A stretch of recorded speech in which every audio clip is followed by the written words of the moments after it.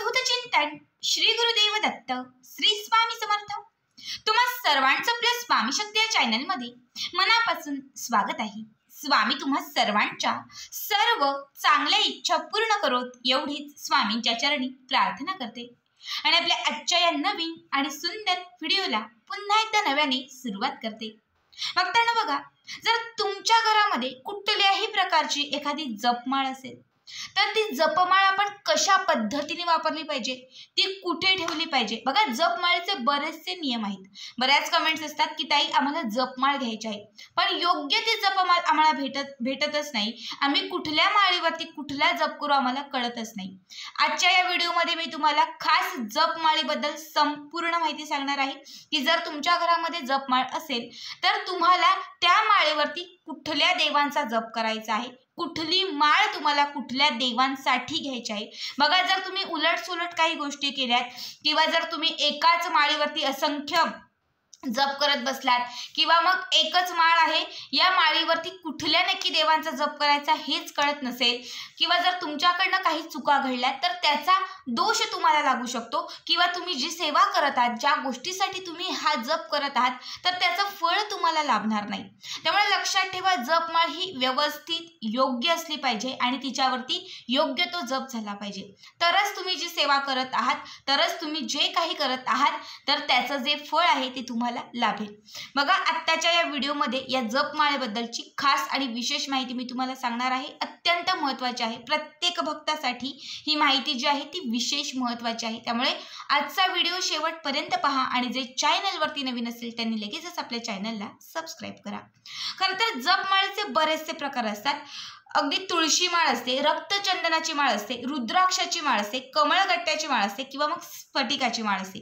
अशा वेगवेगळ्या प्रकारच्या जपमाळी आहेत। ह्या तुम्हाला बाहेर कुठेही तुम्ही गेलात खरेदी करण्यासाठी, कुठल्याही दुकानामध्ये गेलात, पूजेचे साहित्य जिथे भेटतं त्या दुकानात तुम्ही गेलात तर तुम्हाला इतक्या माळी बघायला भेटतात। मग आपल्याला कळत नाही की मी नक्की कुठली माळ घ्यावी। सगळ्यात आधी मी तुम्हाला सांगेन की स्वतःची जपमाळ ही स्वतःचीच असावी। अगदी माझ्या घरी माझी आणि माझ्या मिस्टरांची दोघांची ही जपमाळ जी आहे ती वेगवेगळी आहे। ठीक आहे, अगदी आपल्या नवऱ्यालाही आपली जपमाळ द्यायची नाही आणि त्याचीही जपमाळ आपण घ्यायची नाही। कुठे मंदिरात वगैरे गेलो, मी जपमाळ विसरून गेले, आता दुसऱ्याची जपमाळ घेऊन बसते आणि जप करते, काहीच फायदा होणार नाही। बोटांवरती मोजा, बोटांवरती जप करा, मनापासून जप करा, दुसऱ्यांची माळ घेऊ नका, कारण त्याने तुम्हाला लाभ घडणार नाही। आणि शक्यतो स्वतःची जी जपमाळ असते ही स्वतःची जपमाळ ही कुणालाच द्यायची नसते। प्रत्येक वेळी प्रत्येकाची जपमाळ जी आहे ती वेगळीच असावी। आता बरेच लोक असे असतात, बरेच भक्त असेही आहेत अजूनही की जे सेवा करतात, भक्ती करतात, पण अजूनही त्यांच्याकडे जपमाळ नाहीये। जप करतात पण जपमाळ नाहीये। लक्षात ठेवा, जर तुम्ही जपमाळेवर कुठल्याही देवांचा जप करत असाल तर त्याचे लाभ तुम्हाला लवकर घडतात, त्याचं जे फळ आहे ते तुम्हाला लवकर मिळतं। त्यामुळे जपमाळेने जर तुम्ही जप करत असाल तर तुम्ही ज्या इच्छेसाठी ती गोष्ट करत आहात, ज्या इच्छेसाठी तुम्ही तो जप करत आहात तर त्याचं जे फळ आहे ते तुम्हाला शीघ्ररित्या मिळतं। त्यामुळे जप करण्यासाठी जपमाळ असणं हे अत्यंत आवश्यक आहे। बघा, पुन्हा एकदा सांगते, एकाच माळेवरती वेगवेगळे जप कधीच करू नये। समजा आता मी आणलेली आहे रुद्राक्षाची माळ, आज केला मी स्वामींचा जप, थोड्या वेळाने केला लक्ष्मीचा जप, अजून थोड्या वेळाने केला हनुमंताचा जप, तर असं नाही चालत। प्रत्येक गोष्टीसाठी वेगळी माळ लागते। आता ही जी माळ आहे ही रक्तचंदनाची माळ आहे। ज्यावेळेस मी नित्यसेवा करत असते किंवा ज्यावेळेस मी स्वामींची कुठली उपासना करत असते तर त्यावेळेस मी ही माळ जी आहे ती वापरते, रक्तचंदनाची ही माळ। बघा, ही कुठल्याही स्वामी मठामध्ये तुम्हाला सहज मिळेल किंवा कुठल्याही जर तुम्ही दुकानामध्ये गेला जिथे पूजेचं साहित्य भेटतं तिथेही तुम्हाला मिळेल। हिला रक्तचंदनाची माळ असं म्हणतात आणि स्वामींच्या कुठल्याही सेवा, कुठल्याही जप करत असताना याच माळेचा उपाय केला जातो। आता बरेच लोक तुळशीच्या माळेचा जप करतात। तुळशीच्या माळेचा जप कधी करायचा असतो तर जेव्हा आपण भगवान श्री विष्णूंच्या काही सेवा करत असतो, आपण भगवान श्री विष्णूंना प्रसन्न करण्यासाठी कुठल्याही मंत्राचा जप करत असतो, एकादशीचं व्रत एखाद वेळ असतं किंवा मग बऱ्याच वेळा आपण पांडुरंग, बाळकृष्ण यांच्या काही सेवा करत असतो, तर त्यावेळेस आपल्याला ही जी तुळशीची जी माळ आहे या तुळशीच्या माळेने आपल्याला जप करायचा असतो। ठीक आहे, तुळशीच्या माळेने आपल्याला जप करायचा असतो। त्यानंतर ही माझ्याकडे आहे रुद्राक्षाची माळ।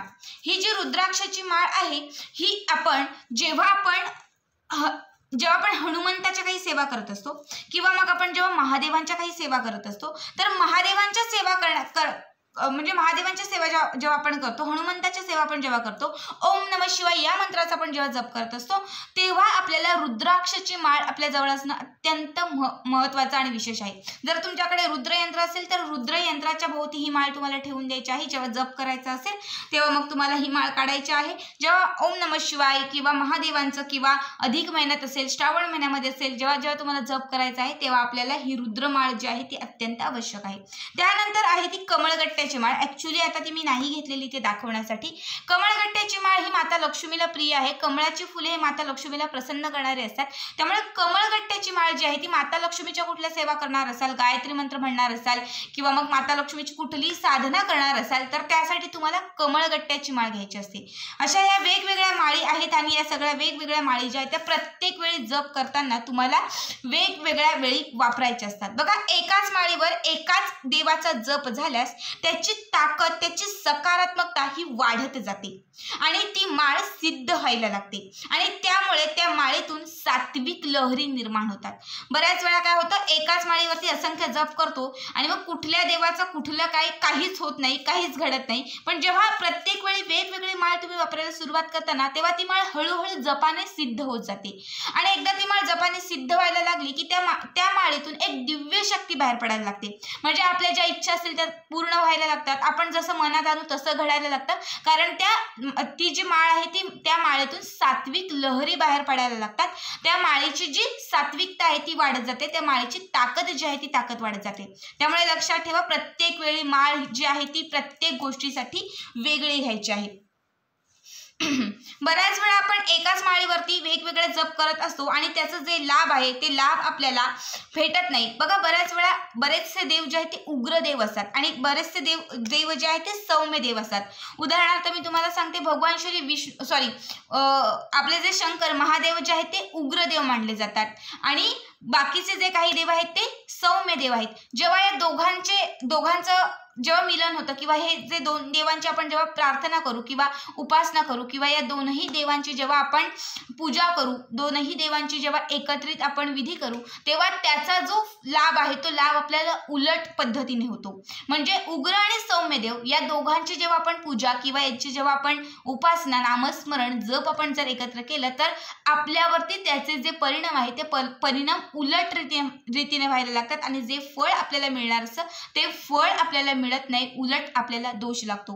बघा, श्रीहरी विष्णू आणि कालिका माता यांची एकत्रित उपासना कधीच केली जात नाही, कारण एक देव सौम्य आहे तर एक देव हा उग्र आहे. या पद्धतीने जर तुम्ही माळीवरती आत्ता समजा भगवान श्री विष्णूंची सेवा केली, थोड्या वेळा जर तुम्ही माता कालिकेची सेवा केली तर तसं नाही चालत. प्रत्येक वेळी जप करताना देवीसाठी वेगळी माळ लागते आणि भगवान श्री विष्णूंसाठी तुळशीची माळ तुम्हाला घ्यावी लागते. नाहीतर त्याने जो तुम्हाला लाभ होणार असतो तो लाभ तुम्हाला होत नाही, उलट तुम्हाला त्याचा जो दोष आहे तो दोष तुम्हाला लागतो. माळ जप करत असताना या दोन बोटांनी आपल्याला जप करायचा आहे. ठीक आहे, आता मी तुम्हाला पुन्हा एकदा दाखवते. ही जी माळ आहे ना, तर या दोन बोटांनी, हा अंगठा आणि हे जे बोट आहे या दोन बोटांनी आपल्याला अशा पद्धतीने हा जप करायचा असतो. तरच तो जप जो आहे तो आपण ज्या देवतांचा जप केलेला आहे त्यांच्यापर्यंत पोहोचला जातो. बऱ्याच लोकांना सवय असते की माळ जी आहे ही अशीच खुंटीला टांगून ठेवायची, कुठे पण लटकवून ठेवायची, बिछाण्याखाली, बेडखाली कुठे पण टाकून द्यायची. जप झाल्यानंतर कुठेही ती माळ असते. लक्षात ठेवा, जप माळ ठेवण्यासाठी एखादी पिशवी असावी. पिशवीतही तुम्ही ठेवू शकतात, एखाद्या कापडामध्ये गुंडाळूनही तुम्ही ठेवू शकतात. पवित्र ठिकाणी ही जपमाळ तुम्हाला ठेवून द्यायची आहे. बऱ्याच वेळा काय होतं की आपण जपमाळ जी आहे ना ती जप करायला घेतो, जप करतो, पण बरेच लोक असे जप करतात, कुठल्याही बोटाने जप करतात आणि त्यामुळे त्यांचा जो जपाचा जो लाभ असतो ना, मेन लाभ, तो तुम्हाला घडत नाही. त्यामुळे लक्षात ठेवा, या दोन बोटांनीच तुम्हाला जप जो आहे तो करायचा आहे. बरेच लोक असेही आहेत की सतत, आज समजा हनुमंताची सेवा केली, 8 दिवस काही प्रचिती झाली नाही, मग पुन्हा 15 दिवसांमध्ये लक्ष्मीची सेवा करायची, त्याच्यात पण काही लाभ येत नाही, मग स्वामींची करायची, त्याच्यात पण काही लाभ आला नाही, आता दुसऱ्या देवांची करायची. लक्षात ठेवा, एकाच माळेवरती पुन्हा एकदा सांगते, वेगवेगळ्या देवांची सेवा करू नका. देव एकच आहेत अर्थातच, फक्त रूप वेगळी आहेत, पण आपली मनस्थिती चांगली पाहिजे, आपला विश्वास महत्त्वाचा आहे. तुम्ही जर एकाच माळेवरती एकाच देवांचा जप जर कंटिन्यू करत राहाल, सतत करत राहाल, तर लक्षात ठेवा तो जो जप आहे तो पुढे सिद्ध होत जातो. जेव्हा त्या जपाचे तेवढे अंक होत जातात, म्हणजे तेवढा तो जप मोठा होत जातो ना, तेवढ्या मोठ्या याच्यामध्ये तुम्हाला त्याची फळं मिळायला लागतात. लगेच आज केलं आणि उद्या फळ मिळालं असं कधीच कुणाला होत नाही. प्रत्येकाला हे सर्व करण्यासाठी थोडासा टाइम घ्यावा लागतो किंवा द्यावा लागतो. फक्त थोडेसे पेशन्स असावे. तुम्ही जेवढा जास्त जप करत जाल तुम्हाला लाभही तेवढा जास्त होत जाईल. जर तुम्ही आज देव बदलला, उद्या बदलला, परवा बदलला तर कुठल्याच प्रकारची प्रचिती येणार नाही आणि कुठल्याच प्रकारचा तुम्हाला लाभही घडणार नाही. त्यामुळे एका माळेवरती एकाच देवांचा मनापासून विश्वासाने जर तुम्ही जप केलात तर तुम्हाला त्याचे असंख्य पुढे लाभ बघायला मिळतील. फक्त तेवढा जप जो आहे तो आपल्याकडनं घडला पाहिजे. अशा पद्धतीने प्रत्येकाने या जपमाळींची माळींचे काही जे नियम आहेत ते नक्कीच पाळले पाहिजेत आणि प्रत्येकाने या आता जसं सांगितलेलं आहे त्यानुसारच जपमाळ जी आहे ती खरेदी करून प्रत्येक सेवेसाठी वापरली पाहिजे. पुन्हा एकदा सांगते, रक्तचंदनाची जी माळ आहे ही रक्तचंदनाची माळ आपल्याला स्वामींच्या नित्यसेवेमध्ये घ्यायची आहे. तुळशीची माळ ही विष्णूंची सेवा करायची असेल, बाळकृष्णाची पांडुरंगाची सेवा करण्यासाठी तुळशीची माळ घ्यायची आहे. रुद्राक्षाची माळ ओम नमः शिवाय महादेवांच्या सेवा करण्यासाठी, हनुमंतांच्या सेवा करण्यासाठी रुद्राची माळ तुम्हाला घ्यायची आहे.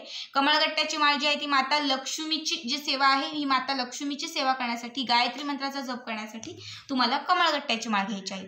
आणि जर तुम्हाला कुठल्याही साधू संतांच्या सेवा करायच्या असतील, एखादी तुम्ही मानत असाल, तुमच्या घरामध्ये असतात गुरुदेव असतील, बरेचसे असे वेगवेगळे साधू संत असतात ज्यांना आपण मानत असतो, तर त्यांच्या कुठल्याही सेवा करण्यासाठी असे जे रुद्र असतात ना, हेही तुम्हाला कुठे बघा अशी तांब्याच्या तारीमध्ये गुंफलेली ही माळ आहे.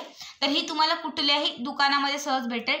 हे जे रुद्र आहेत ना, हे रुद्राक्ष थोडे वेगळ्या प्रकारचे असतात. तुम्ही त्यांना अगदी सांगितलं ना की साधू संतांच्या जपेसाठी आम्हाला पाहिजे, तर ते तुम्हाला सहज काढून देतील. माझ्याकडे ती माळ देखील आहे. तर अशा पद्धतीच्या जपासाठी, साधू संतांच्या जपासाठी तुम्हाला या रुद्रा माळे, ही जी रुद्र माळ आहे ना, तांब्यामध्ये किंवा स्टीलमध्ये गुंफलेली, ही तुम्हाला घ्यायची आहे. तर आजची ही माहिती कशी वाटली नक्की कमेंट करा आणि असेच पुढचे व्हिडिओ पाहण्यासाठी चॅनलला सबस्क्राईब करा. भेटूयात पुन्हा एकदा अशाच एका नवीन सुंदर आणि छान व्हिडिओमध्ये. तोपर्यंत सर्वांना धन्यवाद. श्री स्वामी समर्थ. जय जय स्वामी समर्थ.